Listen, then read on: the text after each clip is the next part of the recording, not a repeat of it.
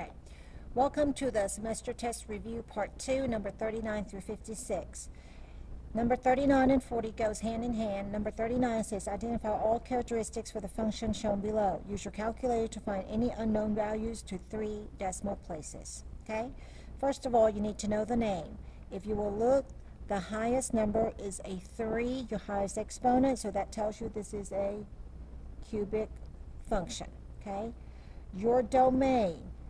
Left side of the wall to the right side. How far left are we going? It is from negative infinity. How far to the right? Positive infinity.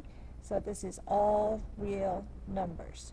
Your range from floor to your ceiling. How low that this one starts? It starts way down here at negative infinity. How high does it go? All the way to positive infinity. Or you can write it as all real numbers. Your end behaviors. Let's take a look at this one first. Okay, this is your x heading that direction. Here's your y.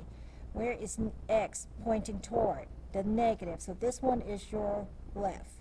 As the x is approaching negative infinity, your y is approaching positive infinity. Your right side will be this one right here. Okay, as x is approaching positive, your y is approaching negative infinity. So this one is your right, and this one is your left. Your x-intercept. Easiest thing to do is to probably graph this on your calculator, which I have done right here. So there's your equation on your calculator, and hit graph. Okay? Your x-intercept, where you are crossing the x-axis. Let the calculator do your work for you. If you hit second calc, okay, go to where it says 0. So hit 0, number 2. All right. This is where you're crossing the x-axis. So the left boundary, it says, push enter. Go past your intersection. Okay? And push enter. And it will tell you your zeros. X is at 2.1. And your y is at 0.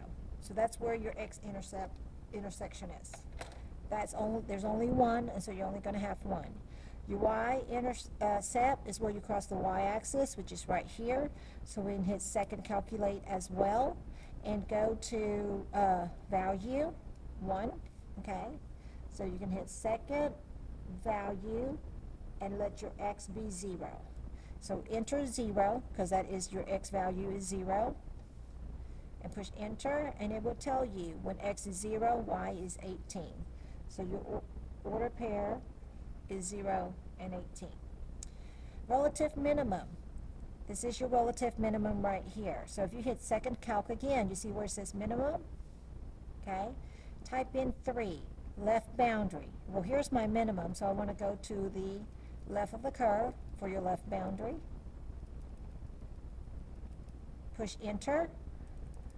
Go past the curve, any point beyond that, and push enter, and it says guess. Yes, your minimum at this point is negative 4 and 2. Since it's so many zeros, I'm just going to round that to negative 4 and 2. Okay. Relative maximum. Relative maximum will be the other side, and I can hit second calc, and you see where it says maximum, number 4. You're going to be anywhere to the left of the curve. There's your left bound. Right bound, anywhere to the right of the curve, and push enter. Okay, do you see how it has negative 5 point all that number? I'm going to go ahead and just round it. It is very close to negative 5.01. It's negative 7. Alrighty, so this one right here is the same thing as negative 0.000 all the way to the 7. 1, 2, 3, 4, 5, 6, 5. Do you see how it goes all the way out to there for this number right here? So I'm going to go ahead and just round this one to 0 and 18. Okay, because it goes all the way out. That's just E means x times x to the 10. 10 to the power, base of 10. I'm sorry, E is x 10, pretty much. Okay, all right. So there's my relative minimum. I'm going to go ahead and label this point as negative 4 and 2, and this point I'm going to label it 0 and 18. So this way, I can find my relative, so I can find my interval increasing and decreasing. Here's the only part that is being increased. So you're increasing from -4 to 0. It is always your x value only. So this is your increasing. Your decreasing goes from, starts at -infinity and stops at -4. So it's going to be -infinity to -4, comma, but then you also have another one that's decreasing on this side. And that one starts at 0 and goes all the way to positive infinity. Just remember, these two is always going to be your x value, okay? Just look at your x coordinate, not your y. And there's your number 39. Number 41, it says find all zeros, state the multiplicity and the behavior at the axis, determine the degree and the signs of the leading coefficient and the end behavior. Alrighty, so we're going to find all the zeros. So basically, set each one of these equal to 0. So x is equal to 0. This one, x plus 1, set that equal to 0. So x is equal to -1. This one, x plus 5, set that equal to 0. So x is equal to -5. Now let's take a look at each of the exponent. What is the exponent here? It's a 1, so this has a multiplicity of 1. Look at this one, multiplicity of 4. Look at this one, multiplicity of 1. See, the exponent is an understood 1, okay? If it is a 1, it is going to cross. Anything that's a 1, so this one is also going to cross. Multiplicity of 4 is an even number. If it's an even, it is going to be a bounce. It is going to bounce, okay? Now, let's take a look. Your exponent, add them all together. That'll give you a degree. So you have 1 plus 4 is 5, plus 1 more is 6. So your degree is 1 plus 4 plus 1, which comes out to be 6, okay? The leading coefficient, well, let's look at the number. Your leading coefficient, that's a positive times a positive times a positive. So it is going to be a positive leading coefficient. So we found the multiplicity, we found the behavior of the axis, we have determined our degree, and we have the sign of the leading coefficient. Let's take a look at the end behavior, okay? Your end behavior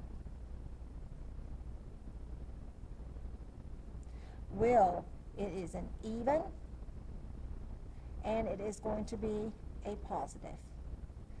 It's going to look something like this, okay, where they both are pointing up because it's even, and you look at this part right here, and it's going to point toward the positive. So there's number 1. Number 42. Let's take a look at one at a time. Okay, here's number 42. Here we go. This one here does not have a value, so you can just ignore it. This one here, you got 2x minus 1 equals 0, so x is equal to 1 over 2. Just solve. This one here is x minus 4 equal to 0, so x is equal to 4. Okay? So this one over here is x plus 3 equal to 0, so x is equal to 3. And your last one, x plus 8 is equal to 0, so x is equal to -8. So we have all of those. Now let's take a look at our multiplicity. This one here has a multiplicity of 3. This one multiplicity of 1. This one multiplicity of 6. And this one multiplicity of 1. That is your exponent. All right. Let's find the behavior at the axis. All right. See how that's an odd number? It is going to have a wave. Multiplicity of 1, you're going to have a cross. Even multiplicity, you're going to have a bounce. You have a multiplicity of 1, that is also going to be a cross. All right? The other thing that you needed was your degree. Let's find our degree. So this one we just ignore. Okay. All right, let's find our, degree. Well, let's add all of this together. 3 plus 1 plus 6 plus 1 comes out to be 4 plus 6 is 10 plus 1 more, 11. Okay? Leading coefficient, a negative. So you got a negative, positive, positive, positive, positive. Negative times anything positive is going to give you a negative. Okay? You're looking at the number at the very front of each one of those factors. The other thing that we need to find is the end behavior. Well, take a look. You see how that's negative? Okay? It is an odd, and it's going to be going in the negative direction. So if I were to graph something like this, this is the part that is going to be going down. It's an odd, opposite direction, negative, pointing down. Okay? So there you have number 42.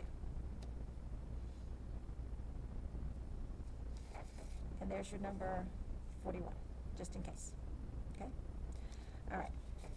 Number 43, it says, state the possible rational roots of the following polynomials, then use synthetic division and the given graph to find all the rational roots. Now let's take a look at number 43. Now what you can do is, you can plug this into your calculator, okay? Or you can use what's already given to you. If you plug into the calculator, you can go to, excuse me, let me get out of that. Did it get y equal, clear, okay? When you do that part, you can go to second count and go to zeros to find all that stuff. But since it's already been graphed for you, you can use this part right here. All right. First of all, make sure all your exponent is in order from highest to lowest, and place 0 if there's anyone that's missing. We got a 3, a 2, a 1, and a constant, so we are good. Do you see where it's crossing at -2? Okay? So my first value is going to be, I'm going to make sure it's a -2. So let's double check. Do you see how x is to the third power? You are going to have 3 solutions. So first of all, I'm going to use a -2. Now bring down all the coefficients in order from highest to lowest degree. So you got a 6, a -11, -39, and 14. And we're going to use our synthetic division to solve. Bring down that 6. 6 times -2 is -12, which gives you -33. Okay? -33 times -2 is 66. Alrighty. So you have 66 minus 39, which gives you 27.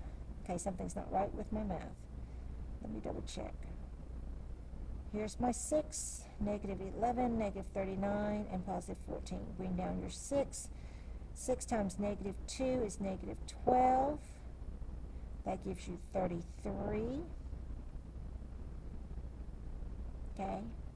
-33 times that is 66. That gives you 27. 27 times -2 is not 0. So something's not right with my number. Let me check real quick. 6, -11, -39, and 14.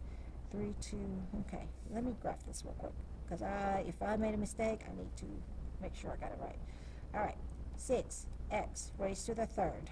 Right click, minus 11x squared, minus 39, plus 14. Okay, graph.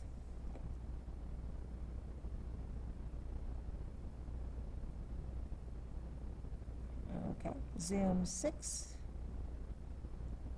making sure this graph is correct. Something's not right. What did I miss? 6x to the third minus 11x squared. Oh, look what I forgot. Okay. Second insert, enter x. There we go. Now graph. All right. I'm going to spread my graph out. I'm going to change my windows quickly to double check. -5. And this one is, we can go to 5, and that'll be fine. Minimum is, let's do -80. Maximum is 50. Okay, and hit graph. And there's my graph. Let's see if my x is really a -2. Second, calculate. 1. When x is -2. It is at 0. Okay, so -2. I feel like I'm doing something wrong. Here's your 6. Bring down your 6. 6 times -2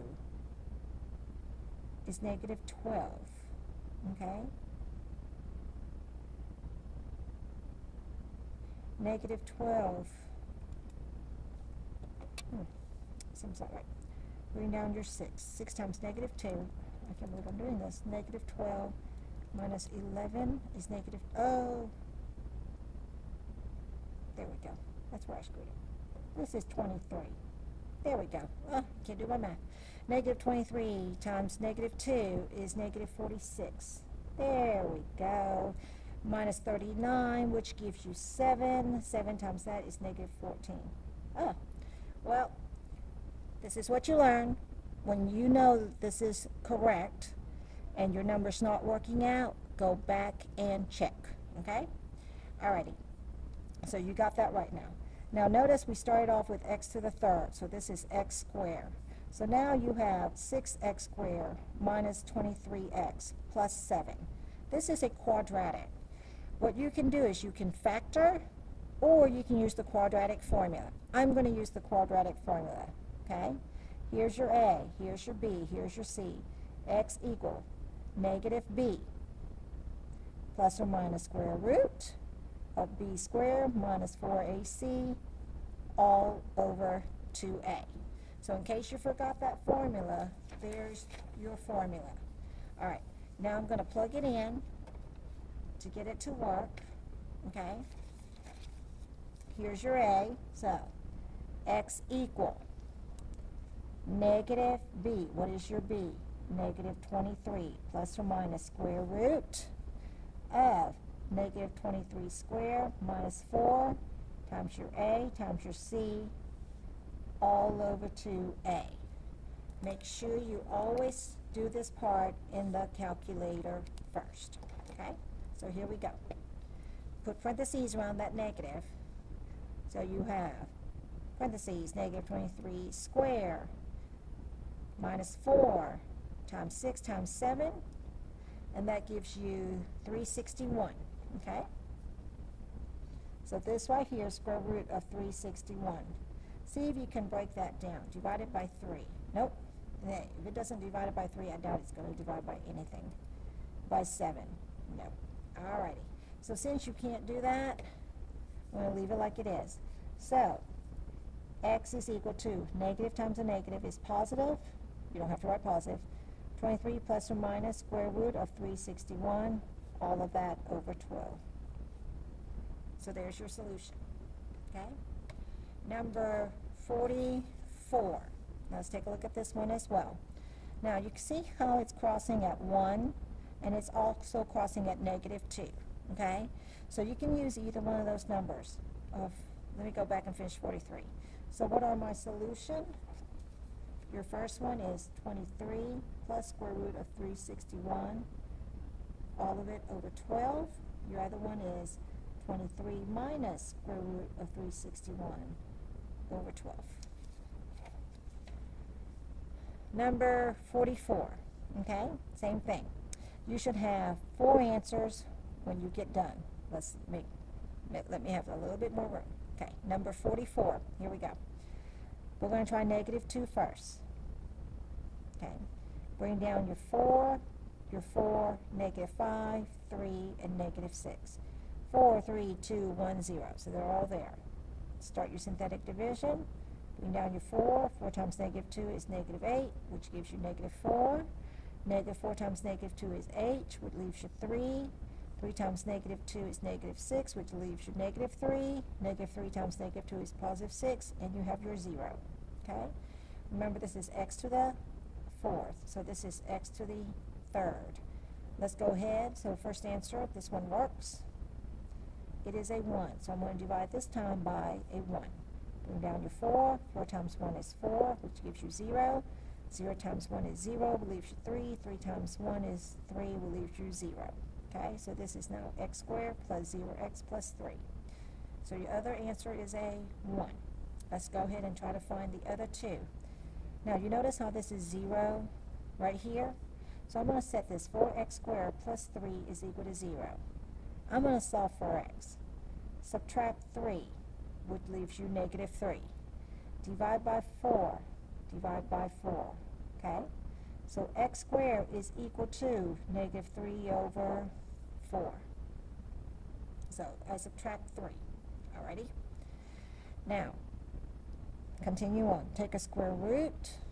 So x is equal to square root of negative 3 over square root of 4, which comes out to be, you can't have a negative underneath your radical, so it comes out as an I, and square root of 4 is 2.